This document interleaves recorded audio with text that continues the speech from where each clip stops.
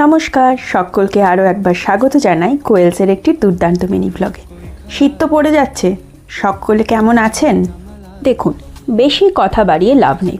আপনাদের প্রয়োজন শীতের শুরুর সাথে সাথে একটা ইমিউনিটি বুস্টার, আর আমি নিয়ে চলে এসেছি আপনাদের চাওয়ার আগেই ঠিক সেই জিনিসটাই।